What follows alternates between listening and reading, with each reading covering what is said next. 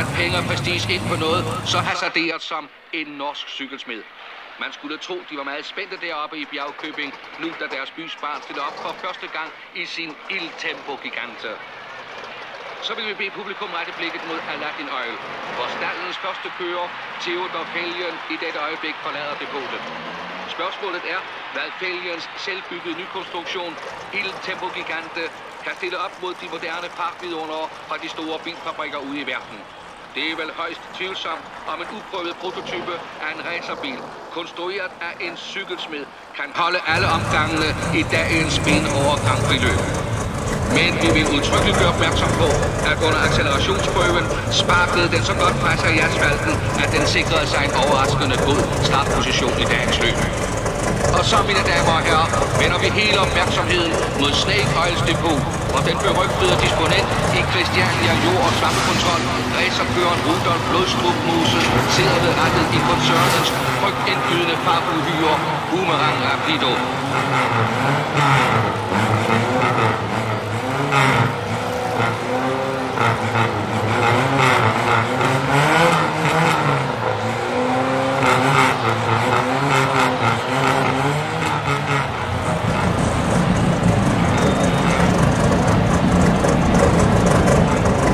Blodstrup Mose har så bekendt kørt på Snake Oil de sidste 3 år, og gået fra sejr til sejr i en vogn, der knytter sig adskillige hemmeligheder til. Hvad der skjuler sig under det sort lakerede panser, er der kun yderst få indvidende har kendskab til. Blodstrup Moses medhjælper foran i cockpittet, som er bygget efter Spitfire-princippet, er den synske Hysin bjergsprække, som med sine forudseende evner er den ideelle andenkører. Fælgens andenkører, Sofus Gundersen, kender vi kun lidt til, og både han og Fælgen kører her deres første løb. Et outsiderpar, som vi vil følge med den allerstørste interesse. Og så er der 30 sekunder tilbage, før vi slipper dette imponerende krabbel af moderne fart og hyrer løs i århundredets Grand Prix.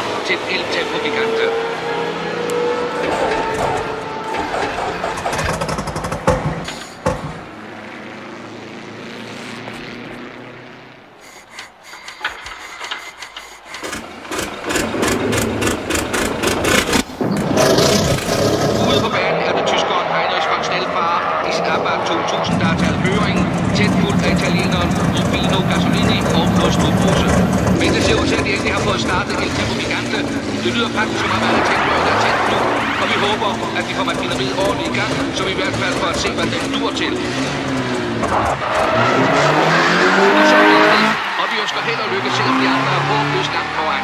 Det var vel ikke netop sådan, de havde ventet sig i starten deroppe i Bjergkøbing. Men løbet er langt, og mangt og meget kan der ske af dramatik under et Grand Prix.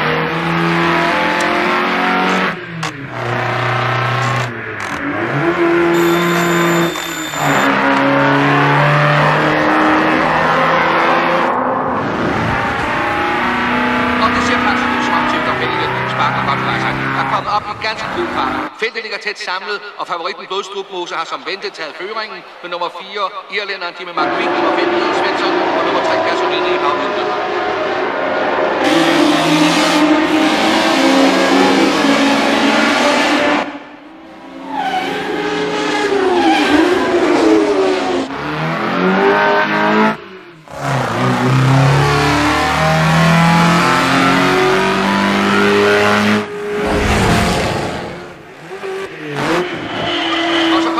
Om øjeblik ind efter første runde. Blodstrup Mose er passeret i irlænderen McQueen. Og der kommer de. Blodstrup Mose fører faktisk forbi her foran os og tager anderføringen. Der er 9 omgang tilbage, og Theodor Fælgen rapporterer os at ligge hele 30 sekunder efter de andre. Og det er ganske meget, selvom der er mange omgange igen. For øvrigt har argentineren Carlos Fandango nu kørt sig frem til en førerposition.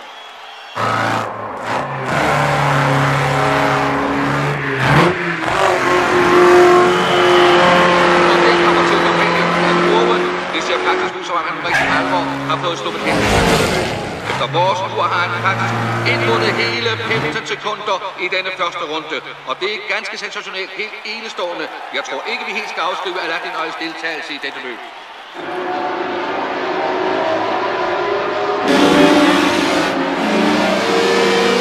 Blodstrup-Mose har igen taget føring med nummer 4, 12, 3, 8 og 5 i havnummet. Og lige efter kommer Fælgen. Det er kolossalt, som han har vundet. Dette her bliver spændende, og vi ser, at der er glæde blandt Fælgens tilhængere. Vi gør publikum opmærksom på, at den lille fyr her foran fjernsynskameraet er en af Fælgens trofaste medhjælpere, der sandsynligvis for første gang opholder sig på en racerbane. Et populært og originalt indslag i et benhårdt motormiljø. Så har vi en efterlysning. Ejeren af bil HB 4596, der har parkeret over et kloakdæksel uden for indgang C, må øjeblikkeligt fjerne bilen, da en repræsentant for vand- og kloakvæsenet skal op igen og hjem til middag. Nu er det lige før de passerer, og der kommer de. Blodstrup-Moses Kubara Fido har stadig føring med tyskeren, italieneren, svenskeren, argentineren og nu Fælgen i hændene. Helt imponerende, at Fælgen kan presse motoren i den grad, men den kan holde. Kan dette virkelig holde?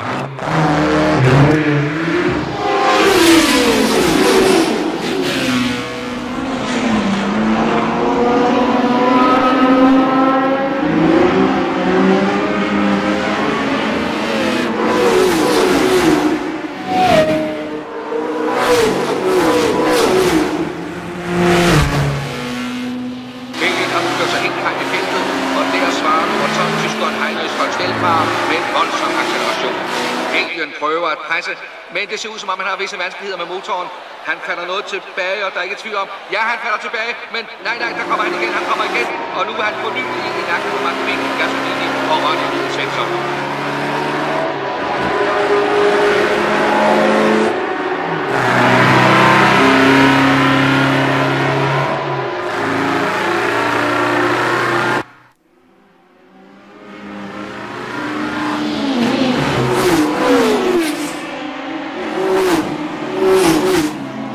Og lige foran fornålesvinget kommer der til en bitter fight mellem tyskeren von Snellfahrer og Fælgen med Blodstrup-Mose lige foran.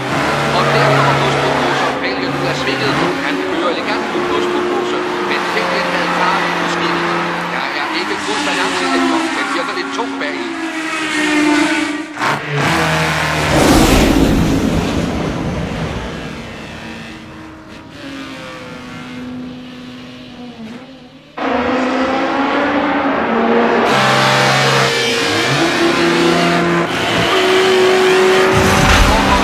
Dramatisk kamp mellem de to nordmænd. Blodstrup-Mose stadig foran. Fælgen lige efter.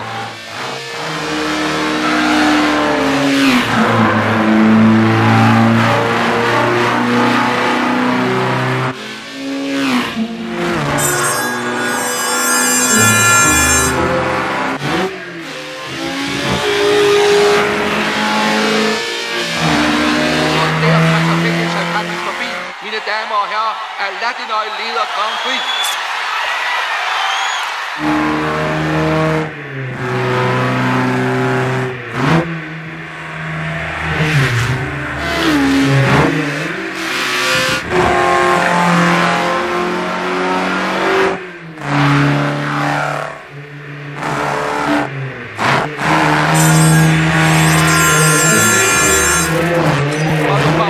Tempo-gigante er der inde i målområdet med en klar føring, men er der ikke noget galt med motoren? Rækkefølgen derefter er nu Blodstrup-Mose, argentineren Carlos Fandango, tyskeren Snellfahrer, italieneren Gasolini og svenskeren Hvid Svensson.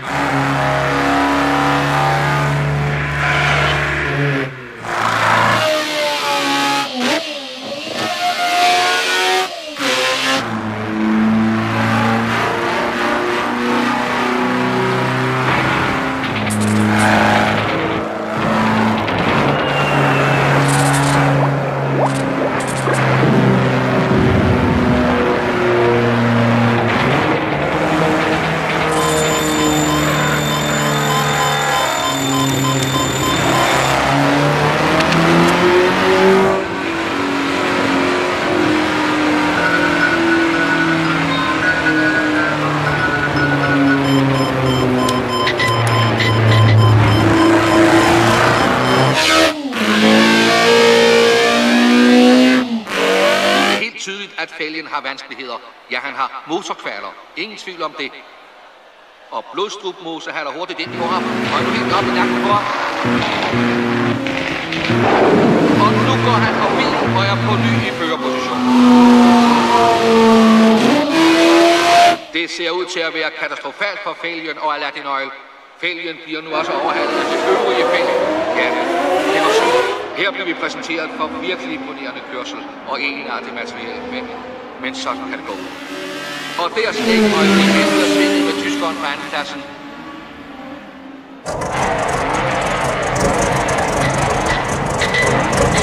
Så kommer argentiner Fandango med italieneren Gasolini lige efter. Der er større spredning over feltet nu. Argentineren ligger et stykke efter, og der kører svenskerne punktet efter en lille felt. Men der er nok større vanskeligheder med El Tempo Gigante, som kontrolleres af den tekniske stab. Der er hektisk tavshed derhen i depotet. Det tyder på, at de ikke helt har opgivet håbet om at være med.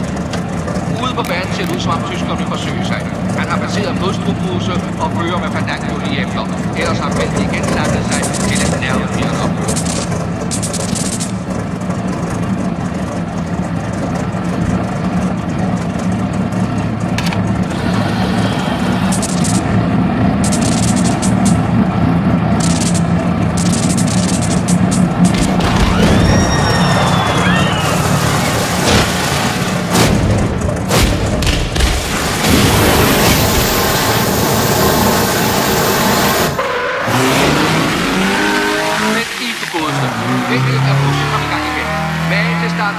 Siden Apollo-raketten gik til værs. Accelerationstrykket må mindst være på 3G, og det er meget på en bil væddeløbsbane.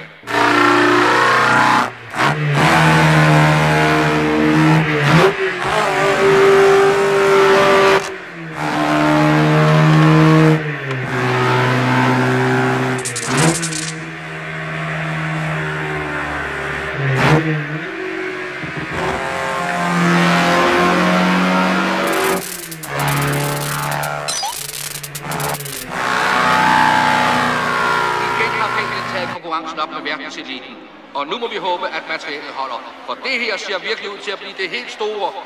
Men det ser faktisk ud til, at Aladdin Oil har sat en ny anden kører ind. Vi vil nok mene, at det er en dristig chance, de har taget her midt i hovedet. Og der har man dem igen. Italieneren Gasolini fører nu knepen, tæt fuldt af de andre. Svenskeren har vundet godt frem og er atter med. Hvordan går det med Fælgen og hans nye anfører?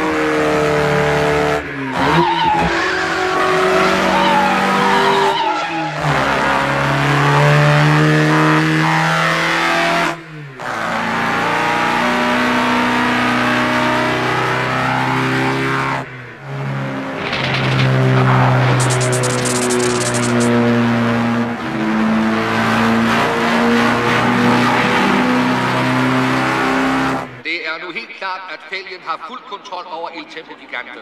Kører glimrende og halder tydeligt ind på feltet, som det nu passerer på den fjerde langside.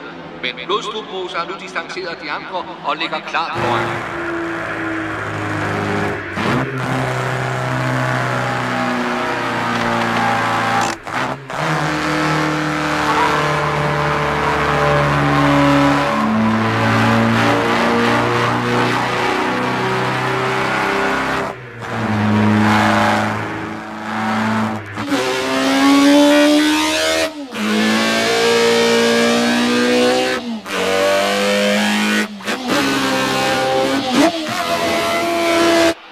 Blodstrup Mose har ubetinget føring og passerer den øvrige felt ligger pænt samlet med tyskeren først. Men Fælgen har kørt helt eventyrligt og ligger i dette øjeblik kun 7 sekunder efter tyskeren. Det er en energisk og fartfuld Fælgen, der nu passerer kun 15 sekunder efter Blodstrup Mose. Holder El Tempo Gigante i dette pres, kan der blive en farlig fight om førstepladsen. Men her sker ting hurtigt. På fjerde langside har Heinrich von Schnellfahrer nu igen en beskeden føring med Blodstrup Mose og de andre som et krop i hælene. Og der, kun 4 sekunder efter, haler El Tempo Gigante ind i en forrygende fart.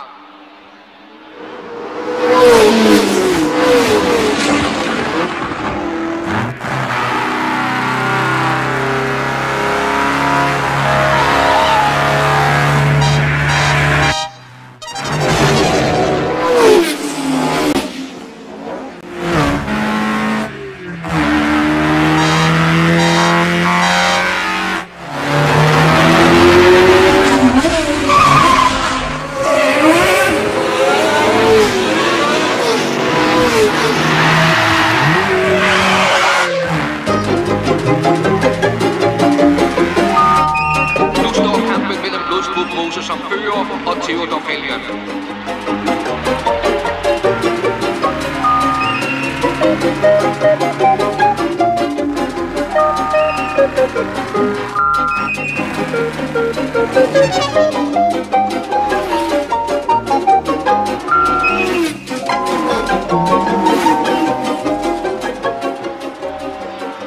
Blodstrup Mose fører endnu, men fælgen og de andre jager ham som blodhunde. En indædt fight nu de sidste par omgange.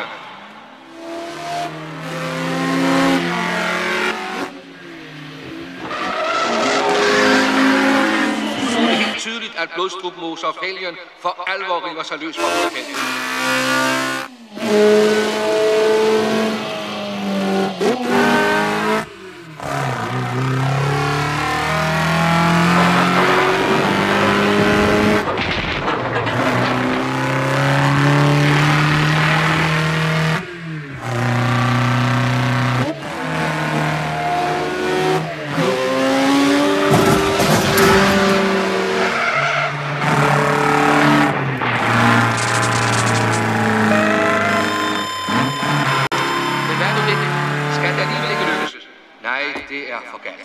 Blodstrup Mose stikker af, og fælgen bakser med Il Tempo Gigante, der nu truer med at bryde helt sammen. Det er ganske tydeligt. Og der passerer Blodstrup Mose, og sidste omgang er i gang. Men hvor bliver fælgen af? Der kommer han. Og det ser faktisk ud, som om han har fuld kraft på Mose. Ja, det her er fantastisk. Blodstrup Mose skal ikke føle sig for sikker på laurbærkransen. Begge racerkørerne presser nu deres fartvid under maksimalt. De ved, at det er sidste afgørende runde, hvor det gælder om at presse og få de sidste hestekræfter ud af de sikkert overanstrengte racermotorer. Det må være en enorm belastning, både for karosseri, motor, gummi og fører, at gennemføre dette vanvittige tempo.